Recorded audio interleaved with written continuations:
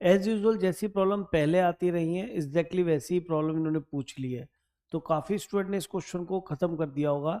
Reason के सारी theorems बच्चा पढ़ के जाता है तो वहाँ पे इनको अप्लाई इजीली कर पाता है। अब देखिए यहाँ पे क्वेश्चन में आपसे determinant of thrice of adjoint of -6 multiply adjoint of thrice of A, ये आपसे इसका डिटर्मिनेंट पूछा और उसको चाहा है कि आप इसकी फॉर्म में लिख दें, फिर m और n कंपेयर करें और यहाँ पे 4m + 2n की वैल्यू निकाल दें। तो सिंपल है, देखिए हम यहाँ पे 2-3 थ्योरम्स का यूज करेंगे। जैसे आपसे कोई कहता है k times of matrix A, ये सब स्केलर है और ये डिटर्मिनेंट ऑफ A निकालना है। जब ये नंबर इससे बाहर आता है तो इसका पावर n यानी कि इसका ऑर्डर 7 में लेके आता है। एक प्रॉपर्टी ये दिख गई।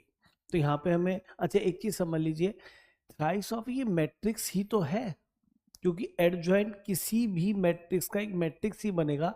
तो जस्ट लाइक ये ए का काम कर रहा है।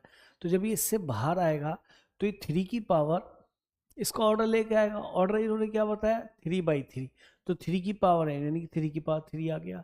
फिर अंदर क्या नजर आया कि सर अब की बार नजर आया एडजॉइंट ऑफ, एडजॉइंट किसी मैट्रिक्स का ही होगा, ऑब्वियस है। तो ये मैट्रिक्स ही है क्योंकि एडजॉइंट ऑफ किसी मैट्रिक्स का 3a का निकाला, -6 से मल्टीप्लाई किया तो एक मैट्रिक्स आ जाएगा। तो ये भी एक मैट्रिक्स है। फिर इसका हमें डिटरमिनेंट लेना है। अच्छा, अब यहाँ पे एक थ्योरम और याद आनी चाहिए।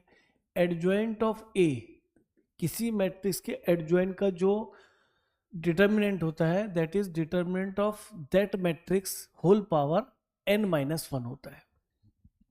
n किसका काम करता है, ऑर्डर का। तो सीधी सी बात है, जैसे ही यहाँ से आप एडजॉइंट को रिमूव करेंगे तो जो डिटर्मिनेंट है केवल a पे जाएगा, पावर में n-1 आएगा।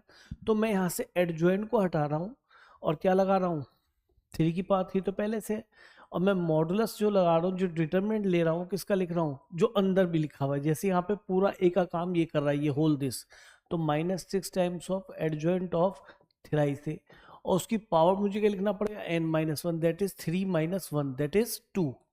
चलेगा बात समझ में? मैंने जैसे ही एडजॉइंट हटाया तो डिटरमिनेंट ऑफ ए की पावर n-1 हो गया। n इसका ऑर्डर है, तो यहाँ तक कोई प्रॉब्लम नहीं है। अब फिर से क्या आ गया कि सर ये तो एक मैट्रिक्स है, इसके आगे एक नंबर लिखा है, ये नंबर किसका काम कर रहा है, k का, लाइक दैट। तो जब मैं इसे फिर बाहर लाऊंगा तो यहाँ पे क्या आएगा -6 की पावर, ये जो इसका ऑर्डर है n, तो n तो आएगा वो 3 है, लेकिन इसकी होल पावर क्या है, होल स्क्वायर भी है, तो ये भी आएगा। फिर एडजॉइंट ऑफ क्या आ गया 3 है।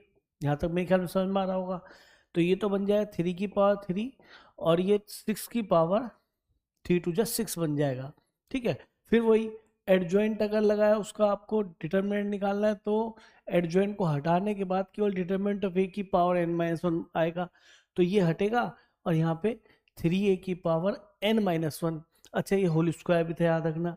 तो n-1 का मतलब हो गया 3 - 1 यानी कि 2, और उसका भी क्या है होल स्क्वायर। भाई डिटरमिनेंट तो किसी मैट्रिक्स का एक नंबर ही होगा ना, तो वो हमने निकाल लिया, ये उसका होल स्क्वायर अपना अलग है।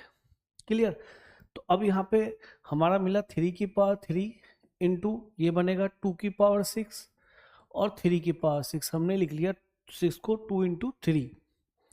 अब देखिए फिर इसको थोड़ा सिंप्लीफाई कर लें तो ये हो जाएगा, देखिए वही कहानी k टाइम्स, तो जब ये इसके बाहर लाएंगे आप तो अच्छा पहले इसको होल स्क्वायर कर लेते हैं ट्रीट, तो ये हो जाएगा thrice of determinant of A whole power कितना है ये 2 × 4, तो ये 4 बन जाएगा, है ना। अब देखिए फिर इससे खेलते हैं, ये 3 पावर आगे बाहर आएगी तो 3 की पावर ये तो हो गया 9, ये 2 की पावर 6 और ये 3 की पावर जब आगे आएगा तो 3 की पावर कितना आएगा, ऑर्डर है इसका k, तो यानी कि 3 आएगा और डिटरमिनेंट ऑफ a बन जाएगा, होल पावर कितनी है इसकी 4। तो देखिए कि यही दो थ्योरम का डायरेक्टली एप्लीकेशन है यहाँ पे। तो 3 की पावर 9 हो गया, ये 2 की पावर 6 हो गया, 3 की पावर कितना हो जाएगा 12 और डिटरमिनेंट ऑफ a की पावर 4। तो डिटरमिनेंट ऑफ a इन्होंने यहाँ पे प्रोवाइड करा होगा हमें जरूर, दैट इज -2।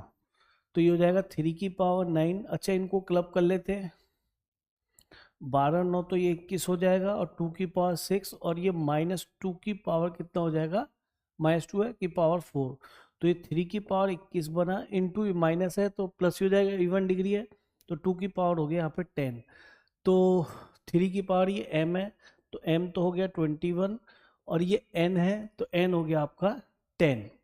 m और n आ गए, हमें वैल्यू किसकी निकालनी है 4m, m is 21 and n is 10। तो रिजल्ट आ गया 4 और ये हो जाएगा 8, 84 और 20, तो ये आपका 104 रिजल्ट आ जाएगा। तो देखिए ऑप्शन नंबर बी है। तो मेरा कहने का मतलब है अभी तो केवल आपको ये इस वाली शिफ्ट में नजर आया है, आप ये देखना मैक्सिमम शिफ्ट में इस टाइप का क्वेश्चन आपको मिलने वाला है। क्यों? क्योंकि जे मेन ने इससे पहले लगातार ऐसे क्वेश्चंस पूछे हैं।